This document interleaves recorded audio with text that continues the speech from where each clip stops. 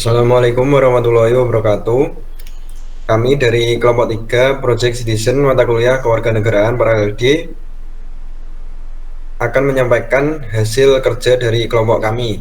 Jadi kelompok kami ini mengambil tema tentang pentingnya kebudayaan Indonesia dibandingkan budaya asing, khususnya budaya Korea melalui K-pop.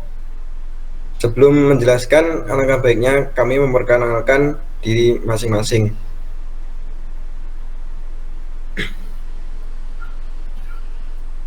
Saya Wasila Rohmawati, NPM 20131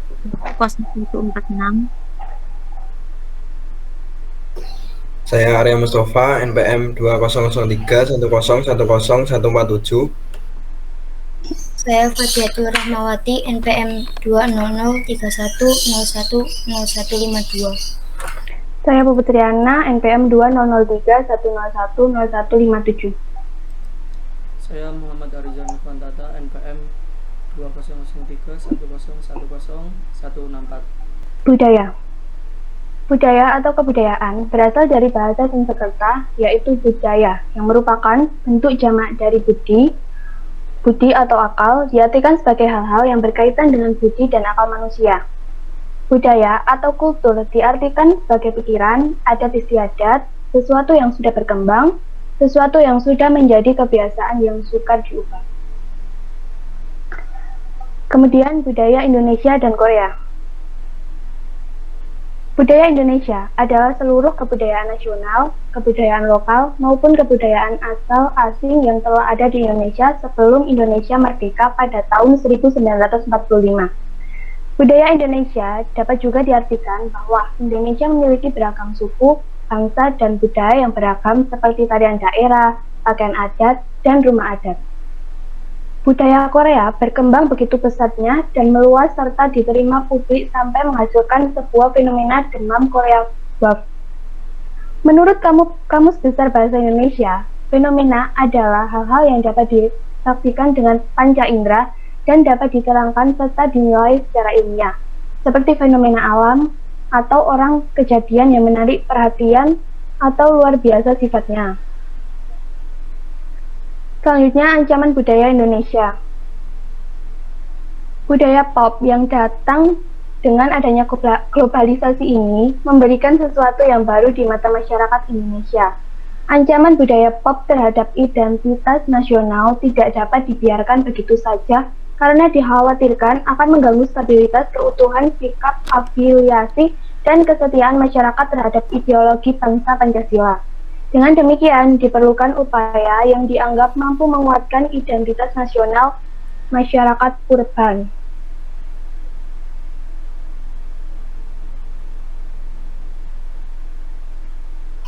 Kemudian ada faktor yang mempengaruhi lunturnya budaya,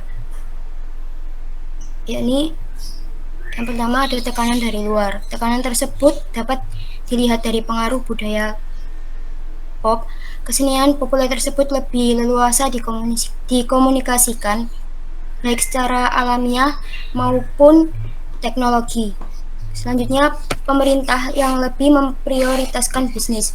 Aparat pemerintah nampaknya lebih mengutamakan atau memprioritaskan segi keuntungan ekonomi atau bisnis ketimbang segi sosial budaya. Selanjutnya ada keaslian kesenian daerah. Keaslian dari suatu kesenian dipandang belum dapat dibanggakan sebagai bukti keberhasilan suatu pembangunan di daerah. Hanya penemuan hal baru.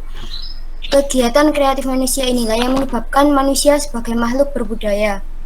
Kreativitas itu pula yang menyebabkan kebudayaan menjadi bersifat dinamis, bergerak, berubah, atau berkembang. Selanjutnya ada lemahnya kreativitas. Lemahnya kreativitas masyarakat juga bisa menyebabkan rendahnya minat untuk menjadi pegiat seni tradisi. Dan yang terakhir ada perkembangan teknologi informasi. Perkembangan teknologi ini seperti televisi dan internet membuat generasi muda lebih menghabiskan waktunya untuk melihat tontonan sinetron dan bermain game online, juga melihat Korean pop yang sedang tren saat ini. Selanjutnya ada upaya untuk melestarikan budaya, Ini ada culture experience, merupakan pelestarian budaya yang dilakukan dengan cara terjun langsung ke dalam sebuah pengalaman kultural.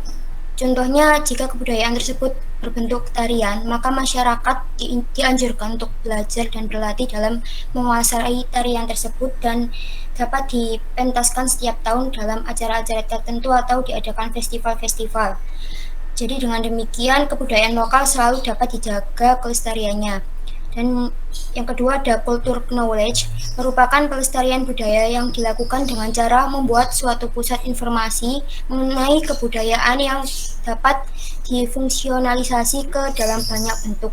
Tujuannya untuk edukasi ataupun untuk kepentingan pengembangan kebudayaan itu sendiri dan potensi kepariwisataan daerah.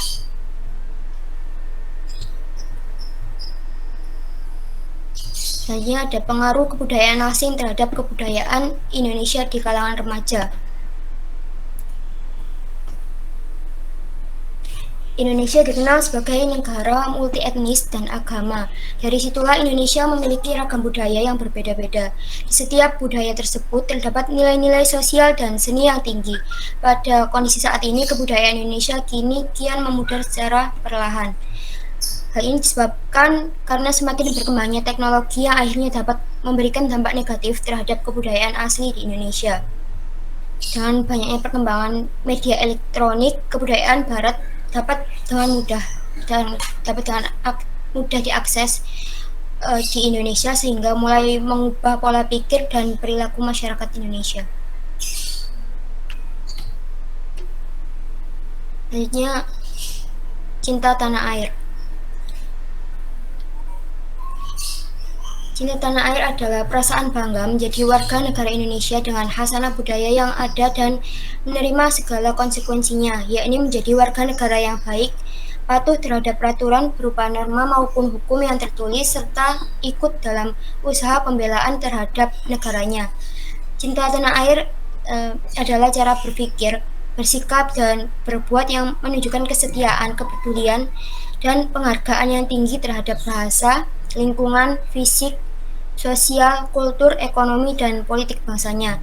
Dapat pula diartikan yaitu cinta pada bangsa dan tanah air, artinya setia pada bangsa dan negara Indonesia dengan berbuat sesuatu yang baik ditunjukkan untuk kemajuan bangsa dan kemajuan masyarakat Indonesia. Selanjutnya adalah metode penelitian. Jadi metode penelitian yang kami gunakan di sini adalah deskriptif kuantitatif. Hal ini dikarenakan dalam penelitian ini yang digunakan sebagai data adalah fakta-fakta yang digambarkan secara apa adanya sesuai jawaban beberapa responden dalam penelitian ini. Dan hasil dari penelitian ini nantinya akan disajikan dalam bentuk grafik untuk mempermudah dalam mengetahui berapa banyak jawaban responden yang lebih suka budaya luar, khususnya Korea, dan yang lebih suka budaya Indonesia. Untuk tanggal penelitiannya itu mulai tanggal 24 sampai 25 Mei 2021 dengan sasaran para siswa, mahasiswa, atau pekerja yang rata-rata umurnya itu masih muda. Dan untuk teknik pengambilan datanya itu melalui internet, khususnya Google Form. Selanjutnya, dari metode penelitian tersebut kami memberikan 10 pertanyaan yang diajukan melalui Google Form, yaitu 8 pertanyaan pilihan ganda dan 2 pertanyaan isian yang dapat diisi sesuai dengan pendapat responden. Untuk yang pertama, hasil survei yang pertama itu dari 68 responden diketahui bahwa rata-rata responden adalah berusia mahasiswa. Penelitian selanjutnya yaitu tentang pilihan kesukaan budaya Indonesia dan budaya luar. Dari grafik tersebut dapat diketahui bahwa remaja saat ini lebih menyukai budaya luar daripada budaya lokal atau budaya Indonesia. Hal itu membuktikan bahwa semakin lunturnya budaya Indonesia pada kalangan remaja yang berperan sebagai generasi muda bangsa. Selanjutnya tentang pengetahuan tari tradisional. Di sini kami memberikan pertanyaan tentang asal-usul daerah tari Yapong. Memang tari Yapong itu bukan merupakan bukan berasal dari daerah Sumatera, melainkan dari daerah Jawa Barat atau Betawi. Namun dari mereka, beberapa masih belum mengetahui asal-usul budaya Indonesia, khususnya pada tari tradisional. Hal itu dibuktikan dengan sebanyak 22,1% responden tidak mengetahui daerah asal tari Yapong. Selanjutnya yaitu tentang pengetahuan budaya luar atau K-pop. Dapat diketahui bahwa rata-rata remaja Indonesia mengetahui boyband Korea. Hanya sedikit dari mereka yang tidak mengetahui boyband tersebut. Bahkan dari beberapa dari mereka terus mengikuti boyband tersebut, sehingga pada saat ini muncul kata K-popers yang merupakan fans dari boyband Korea. Selanjutnya, pertanyaan tentang ketertarikan antara K-drama dengan teater tradisional Indonesia. Dari jawaban responden, rata-rata mereka masih menyukai budaya Indonesia seperti teater tradisional. Tetapi beberapa dari mereka juga tertarik ke K-drama yang mereka lihat di saat waktu luangnya. Perbedaan antara penyuka K-drama dengan penyuka teater tradisional Indonesia hanya sebanyak 88,8%.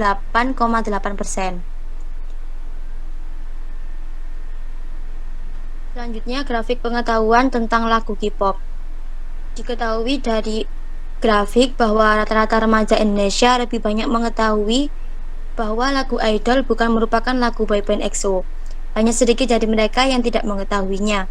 Mereka lebih suka mendengarkan lagu-lagu K-pop daripada lagu pop Indonesia. Selanjutnya, grafik perbandingan antara remaja yang menyukai artis Indonesia dan remaja yang menyukai artis Korea. Berdasarkan grafik tersebut, dapat dilihat bahwa remaja Indonesia lebih tahu dan lebih banyak mengenal artis Korea daripada mengenal artis Indonesia.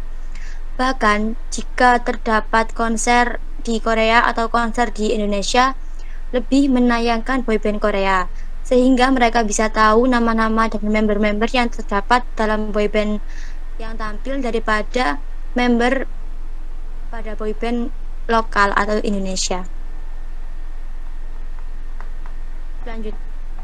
Selanjutnya, grafik pengetahuan tentang lagu tradisional Injit-Injit Semut. Dari grafik diketahui memang bahwa lagu Injit-Injit Semut bukan diciptakan oleh Ismail Marzuki, tetapi diciptakan oleh Rinto Harahap. Namun sebagian dari mereka juga masih belum mengenal siapa pencipta lagu daerah-daerah di Indonesia. Hal itu dibuktikan dengan masih adanya 26,5% responden yang menjawab salah. Selanjutnya dijelaskan oleh partner saya. Untuk hasil survei yang berikutnya yaitu grafik waktu yang diluangkan responden untuk menonton budaya luar. Hal ini dapat diketahui bahwa banyak responden yang tidak suka meluangkan waktu mereka untuk menonton budaya Korea, baik itu K-drama maupun K-pop. Tetapi ada juga dari mereka yang memberikan tanggapan biasa saja, yang artinya jika mereka dalam waktu luang mereka bisa saja melihat K-drama atau K-pop, dan terdapat 8% responden yang menjawab ya, sehingga ketika mereka dalam waktu luang maka mereka akan melihat K-drama ataupun K-pop. Dari hal tersebut dapat disimpulkan bahwa masih terdapat remaja Indonesia yang tidak atau kurang tertarik dengan budaya Korea. Untuk hasil survei yang berikutnya yaitu pendapat mereka tentang alasan mengapa mereka lebih menyukai budaya luar daripada budaya Indonesia. Di sini kami hanya mengambil 3 sampel dari total responden sekitar 60-an. Untuk yang pertama yaitu banyak dari mereka beranggapan bahwa budaya daerah norak jika dipertunjukkan dalam kehidupan modernisasi saat ini. Kemudian untuk yang kedua, karena budaya Indonesia kurang diperkenalkan khususnya pada media sosial. Kemudian untuk pendapat yang ketiga yaitu kemungkinan karena yang ditampilkan cukup inovatif dan tidak membosankan. Kemudian hasil survei tentang pendapat mereka mengenai dampak negatif dari budaya luar yang masuk ke Indonesia. Di antaranya di sini ada 3 pendapat. Yang pertama adalah budaya daerah semakin terkikis dan dikhawatirkan akan hilang atau tidak dilestarikan lagi oleh penerus bangsa Indonesia. Untuk yang kedua, bergaya hidup kebarat-baratan atau kehidupan bebas yang sangat bertolak belakang dengan kehidupan Indonesia. Kemudian untuk pendapat yang ketiga, yaitu masyarakat akan cenderung konsumtif dan individualis. Di sini kami dari kelompok 3 memberikan solusi dengan adanya masalah ini. Yang pertama adalah pemerintah lebih menekankan pembelajaran tentang kebudayaan yang ada di Indonesia sejak pendidikan dasar, sehingga para remaja sebagai generasi muda dapat lebih selektif dalam menghadapi budaya-budaya luar yang masuk ke Indonesia akibat pengaruh globalisasi. Selain itu, seharusnya media lokal lebih sering menampilkan kebudayaan Indonesia daripada budaya asing, sehingga dari stasiun tersebut bisa mengedukasi kepada masyarakat yang menonton tayangan tersebut.